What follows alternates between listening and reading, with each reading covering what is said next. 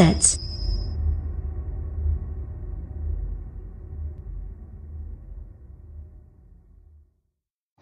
Hello students, first year class में हम लोग इससे पहले पढ़ रहे थे स्टैटिस्टिक्स यानी सांख्यिकी। वो चैप्टर समाप्त हो चुका है। अब हम लोग एक नया चैप्टर पढ़ेंगे जिसका नाम है सेट यानी समुच्चय। नॉर्मली जब हम लोग सेट यानी समुच्चय को सुनते हैं तो हमारा मतलब यही निकलता है कि समूह से, लेकिन केवल एक समूह को समुच्चय नहीं कहते हैं। तो आज हम इसकी बेसिक नॉलेज लेंगे और क्वेश्चंस कल से लगाएंगे। हो सकता है आपने किसी क्लास में इसके बारे में थोड़ा बहुत पढ़ा हो, फिर भी मैं आपको बताता हूँ। सबसे पहले समझ लेते हैं सेट किसे कहते हैं। A well defined collection of objects is called a set. Every objects of the collection have the specific property. यानी वस्तुओं के सुपरिभाषित समूह को समुच्चय कहते हैं। समूह की प्रत्येक वस्तु एक विशेष गुण रखती है।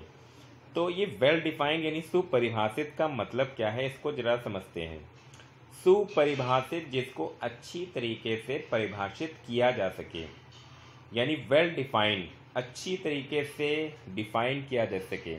जैसे कहते हैं जानवरों का समूह, यानी कलेक्शन ऑफ एनिमल्स, तो उसमें कोई क्लियर नहीं हुआ। अब एनिमल्स तो बहुत सारे होते हैं, कौन से एनिमल्स, यानी ऐसी चीज़ जो अच्छी तरह से बताई जाए और जो भी अगला इंसान है वो समझ जाए। जैसे अगर हम कहते हैं कि मैथ के स्टूडेंट्स का सेट, तो उसमें पता चल जाएगा कि इसमें सारे मैथ्स के स्टूडेंट हैं। यानी जो भी एक कलेक्शन है उसमें एक स्पेसिफिक प्रॉपर्टी हो। जैसे जितने भी मैथ्स के ग्रुप में बच्चे आएंगे उसमें एक विशेष प्रॉपर्टी क्या है कि वो मैथ्स लिए हैं, ठीक, यानी साइंस साइड के हैं, तो उन्हें हम कहते हैं सेट्स। यानी समूह को समुच्चय नहीं कहते हैं, बल्कि उस समूह को समुच्चय कहते हैं जो समूह में एक विशेष गुण रखते हो सारे एलिमेंट्स, ठीक। तो जो भी हमारी वस्तुएं कलेक्शन यानी सेट्स में आती हैं उनको एलिमेंट्स कहते हैं, यानी अवयव कहते हैं। सेट को जो है वो कैपिटल लेटर से डिनोट किया जाता है, ए बी सी डी इस तरीके से डिनोट करते हैं। और जो सेट का सिंबल है बहुत ही ज़्यादा इम्पॉर्टेंट है।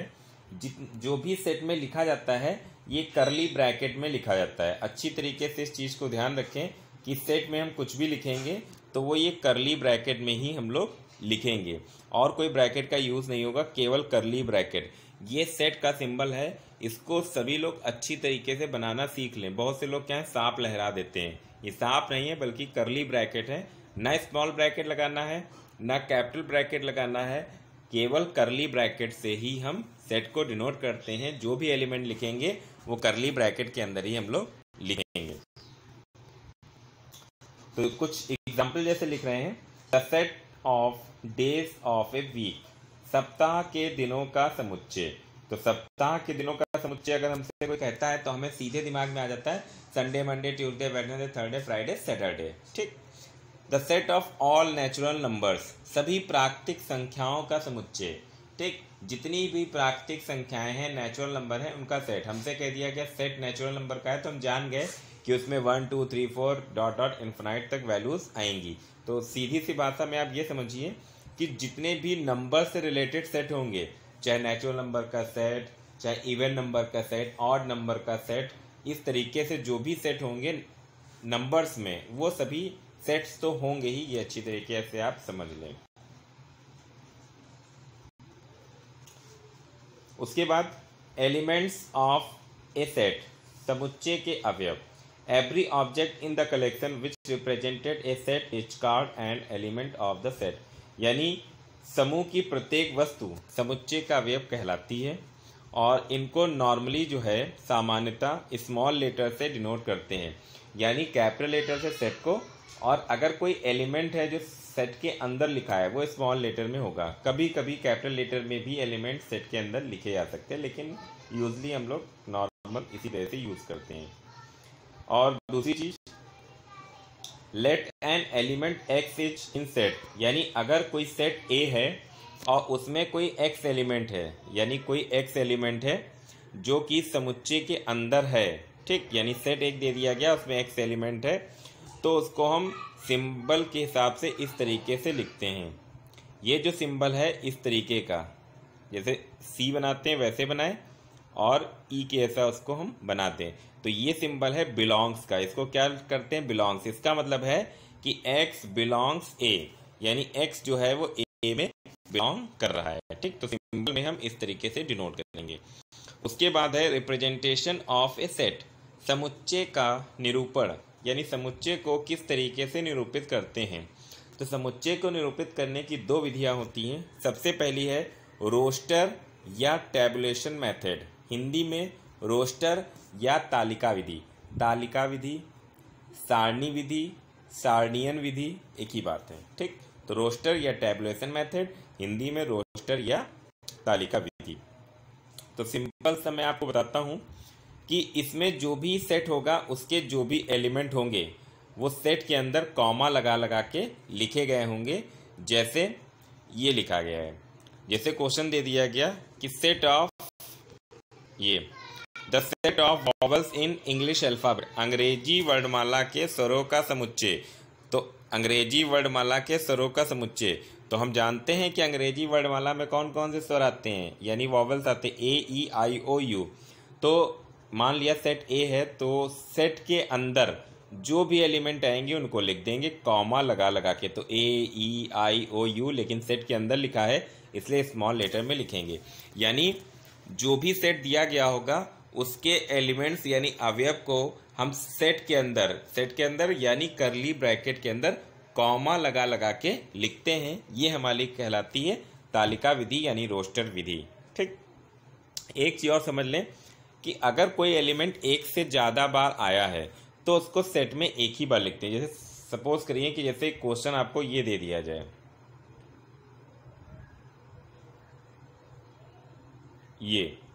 जैसे ये क्वेश्चन आपको दे दिया गया, ठीक, 2 2 2 3, तो इसको हम यही लिखेंगे। 2 कितनी बार आया, 3 बार, लेकिन 2 को सेट में लिखा एक ही बार जाएगा, तो इसको हम क्या लिखेंगे, 2,3 ही लिखेंगे।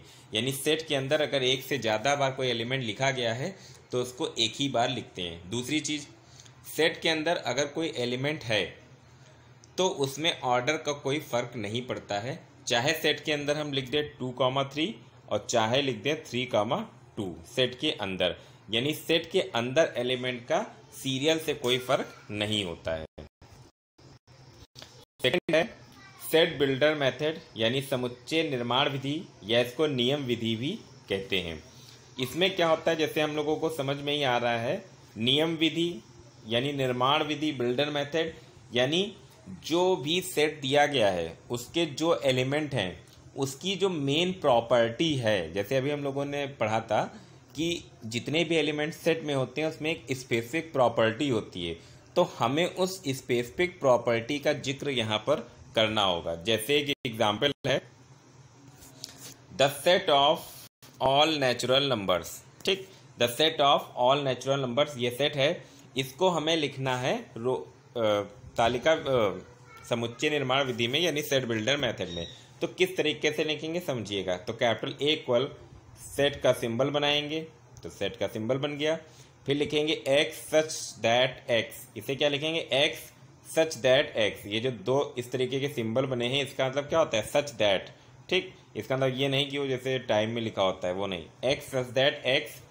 अब जो स्पेसिफिक प्रॉपर्टी है उसको लिखेंगे। तो स्पेसिफिक प्रॉपर्टी क्या है कि वो नेचुरल नंबर है, तो x such that x is a natural number, ठीक, ए नेचुरल नंबर, यानी हमें जिक्र एक ही का करना है। इसका मतलब यह है कि एक्स इस प्रकार है कि एक्स एक प्राकृतिक संख्या है, नेचुरल नंबर है, तो जाहिर सी बात है जितने भी इसमें वो सब नेचुरल नंबर हैं।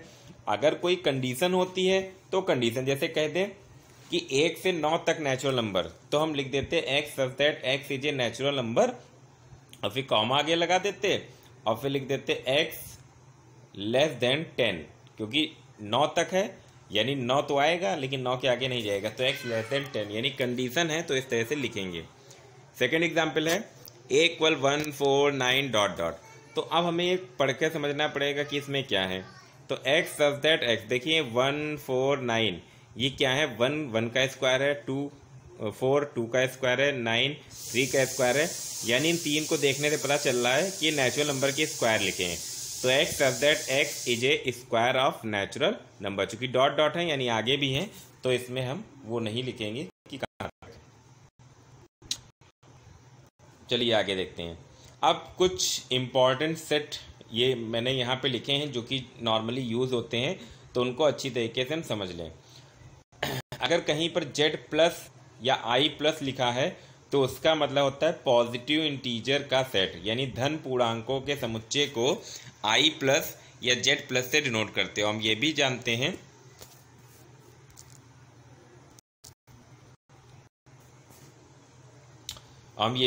हैं कि जो धन पूर्णांक होते हैं यानी पॉजिटिव इंटीजर होते हैं वही होते हैं नेचुरल नंबर।